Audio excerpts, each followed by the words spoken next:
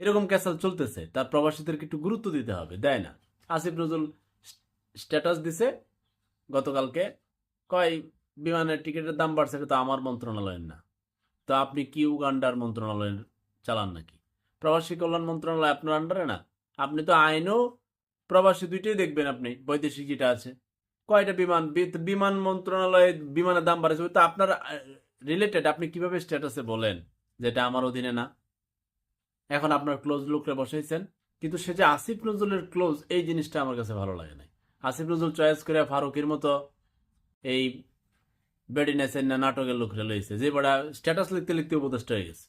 মানে কি সহজ উপদেষ্টা হওয়া। এইবার আর কারবারটা কি করছে জানছে, এটা আসিফ নজরুলের ক্লোজ লোক।